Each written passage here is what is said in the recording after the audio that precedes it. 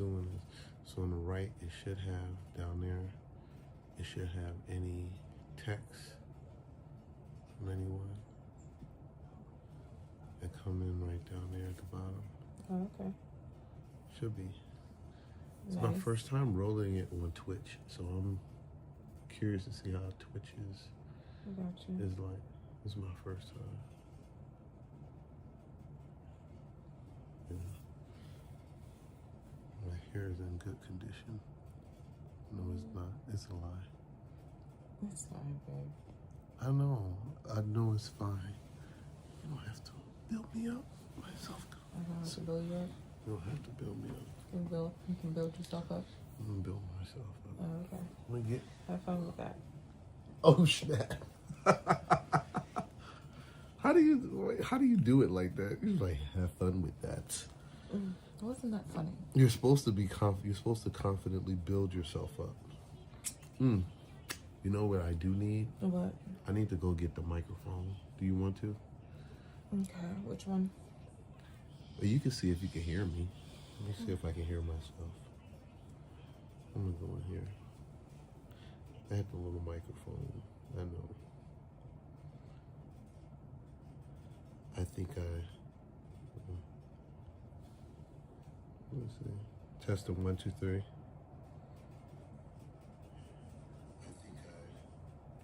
Yeah, I can hear you fine. Yeah, I can hear myself fine. That's so hilarious, right? What? It's hilarious. Oh. It's so bananas. So,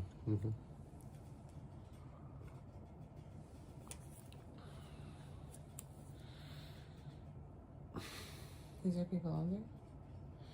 Nobody's on here. Oh, okay. I don't have to have anybody on here to talk. You know that, right?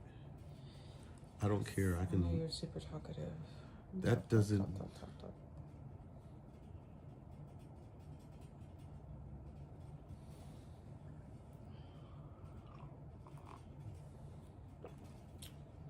Like, I know you don't have to have anybody on you. Do you know that for yourself? Yes, ma'am, I do. I'm just wondering. I'm sure I really do. Okay, just checking.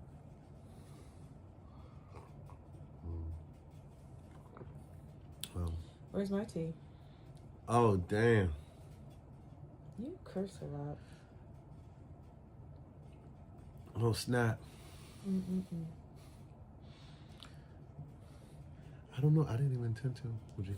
Yeah. I didn't know you wanted to. Here, you can have mine. It doesn't matter if you don't know if I want tea. You should always make me tea. How you gonna discipline me in front of the world like that, bro? There's nobody on there. Nobody's watching you. You're never supposed to make thing me goes tea. into infinity. You gotta make me The coffee internet is forever. in the morning, The and internet then you is gotta make me forever. tea at night. If you make something for yourself, you have to make it for me. You right. That's just the rules. You right.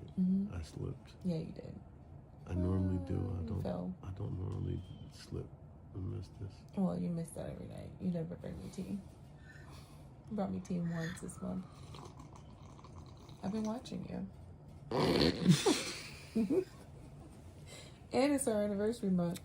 So I was like, let me see if this man's gonna serve me this month in my anniversary month. 19 years married, bro. Brings me tea once. This whole entire month. Hey, the drag is complete. I've just been dragged. I can't drag you, you're too heavy. You got jokes, don't you? You're a regular comedian. I am not, though. You just snapping. You just snapping tonight. I'm just speaking the truth. You just snapping tonight. Just speaking the truth. Don't hate the truth. Okay? The truth does you good, you know? The truth does do you You know good. how they say, apple keeps the doctor away? The truth will definitely keep you focused. On the steady. straight and narrow? No, let's make something more. The truth will keep you straight. On the narrow? I don't know if I like that too much. It's kind of weird. how that comes off. Well, I just go over here and drink my water. My cool water. So what would you say there are 3 things? What is your top 3 takeaways that you've learned after being married for 19 years that you would share with people? Top 3 takeaways? Mm. Never lose I yourself. have 3 tips, yeah. Never lose yourself. Date as often as possible. Don't let the kids break you up. Don't let the kids break you up. Never lose yourself. Date as often as possible. Never let the kids break you up. Okay, cool. Isn't dating and the kids breaking you up under the same? No, it's not. It's not. Okay. How would you say that it's the same? Because when you're dating, the kids can't break you up. It just really depends upon the person and or individuals. You know what I mean? Because some people date, but at times the kids still do get in the way. You know what I mean? In essence, wherein maybe called away from date night to go deal with something that the kids got going on, and it can cause some frustration with some people, not with us, but other people, it could cause some frustration. So it's different. I think I agree with you on that, because the kids breaking you up can also be like difference of opinion on how to handle situations. Yeah, all of that. But it is all of that. What's your top 3 takeaways after being married for 19 years? Top 3 takeaway is to constantly remind yourself of who you are. Right? Constantly remind. Dang. And a lot of these little cliche sayings that people say are lies. Like what? Happy wife, happy life is a lie. Because it makes you tailor your whole life now to making someone else happy. And that's not the purpose of your marriage. It's not to make somebody else happy. My purpose is not to make you happy. My purpose is to love on you, but not to make you happy.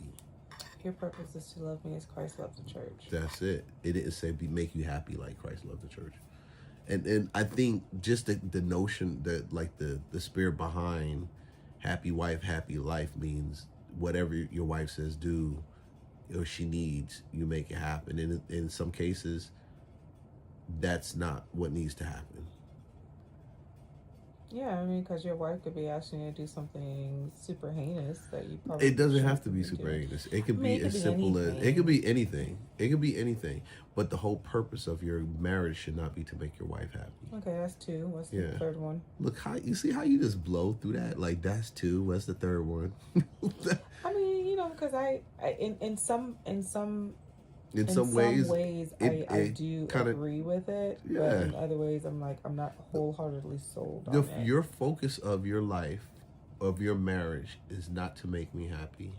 Your focus of your marriage is to walk in your fullness of God, like who you are in God. That is your purpose of your marriage, and then that begins with being who you are and having that relationship with Him.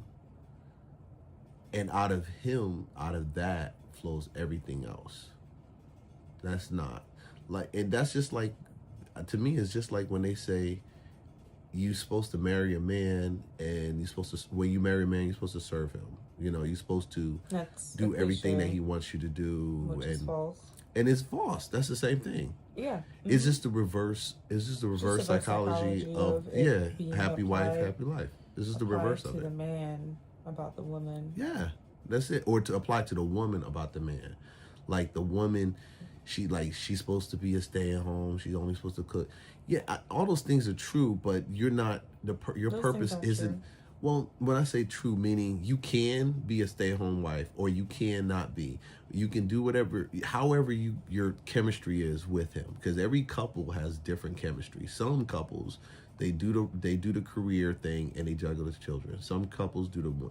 I think the box that they put people in and that they put each other in is just crazy. You should really be trying to find where God wants you to flow in, your box, because we fit together, but we don't fit together like some people. We do some stuff so people think we're crazy. Mm-hmm. You know what I mean? Mm-hmm. But if it doesn't fit that form of being married and then if it could be a challenge for some people, you know what I mean, to conform to it. So that's why I say is like happy wife, happy life is your life isn't happy because it's like saying your happiness of your life is contingent upon the happiness of your wife. When we know that's not true, just like you're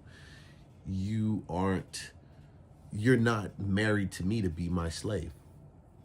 That's not why you married to me for.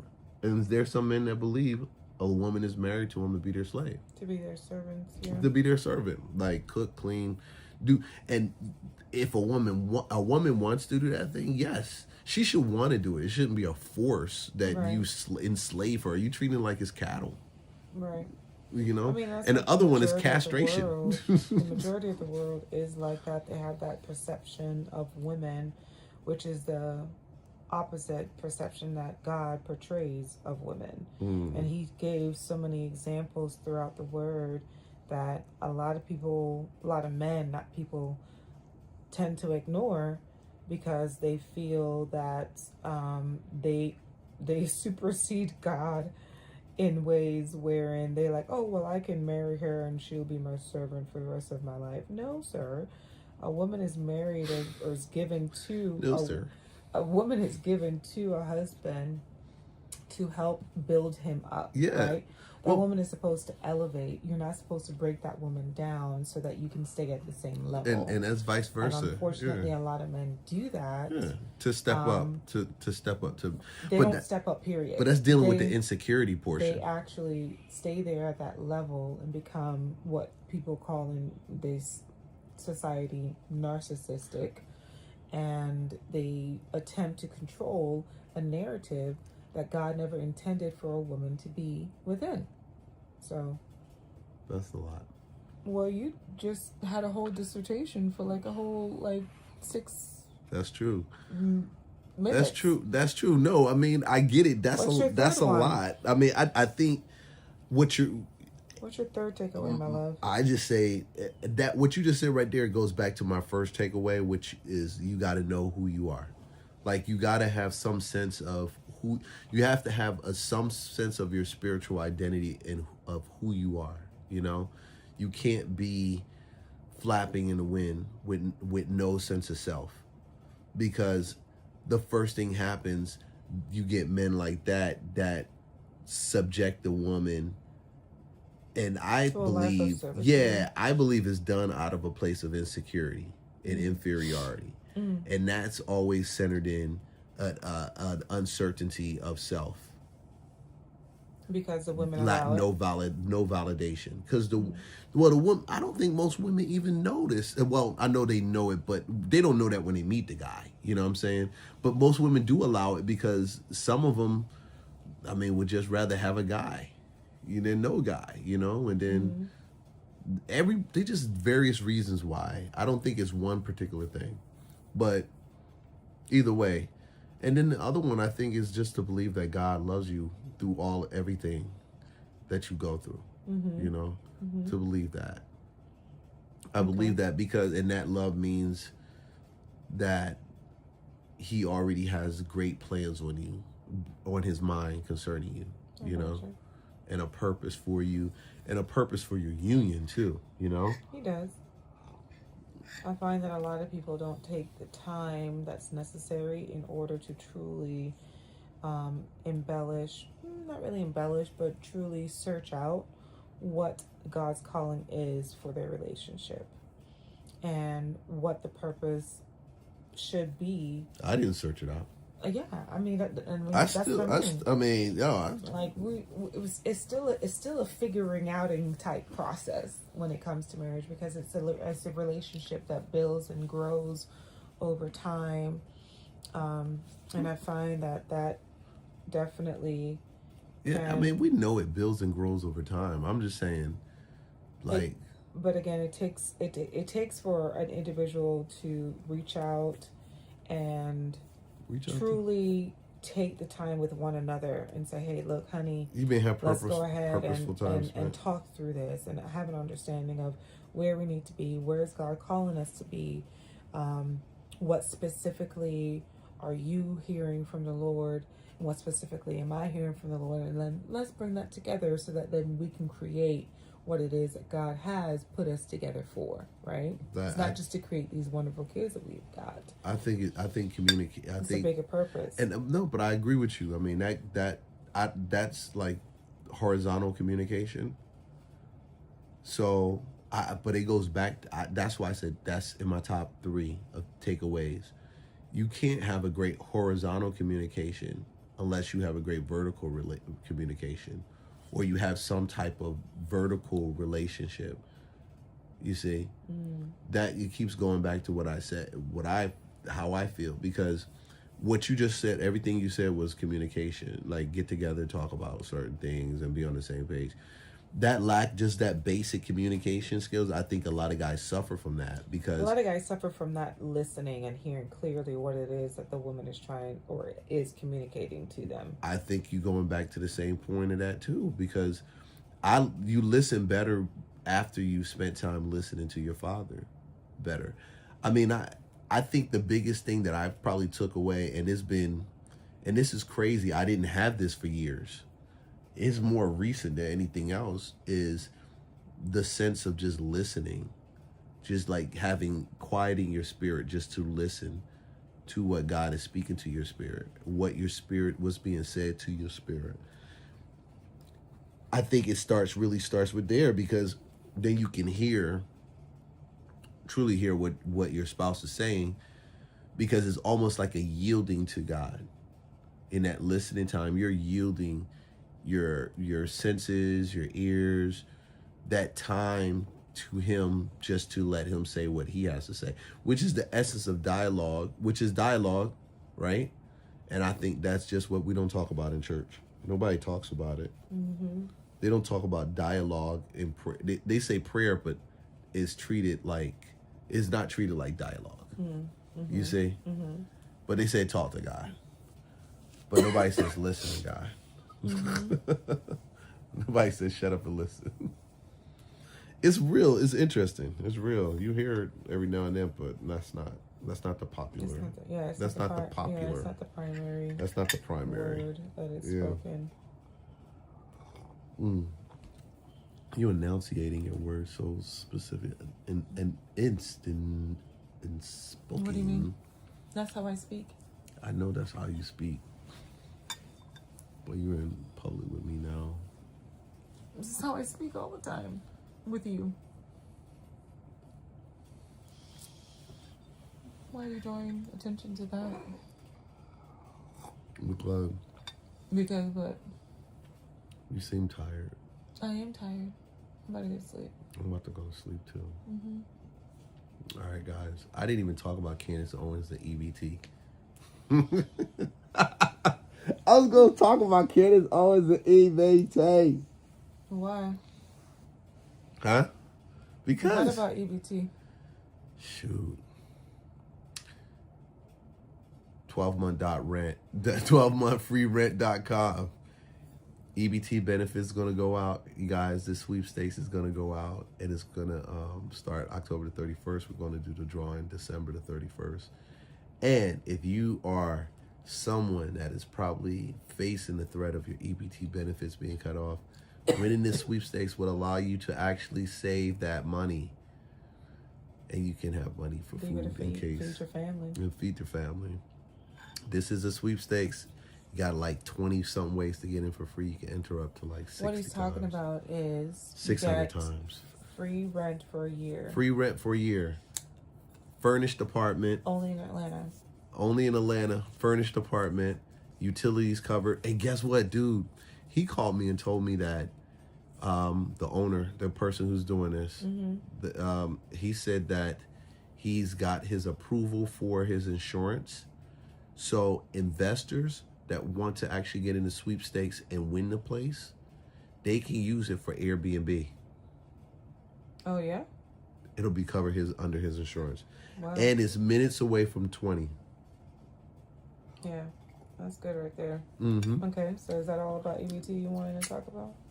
Yeah, Candace Owens is good. Man, I thought she was crazy, dude, until I thought she was really crazy until this whole thing popped off with what she just did the other day with Charlie talking about going through the text messages. I got you. Like, so she was bringing proof. That's the first time I've seen proof from her since In this a thing. while. In a while. Detailed type of like proof. But there's some holes in it. I want to know how old it is. Oh! I'm sorry. Dang. She's really tired, bro. Sorry. All right, shoot. I'm going to cut this off. You guys have a good night.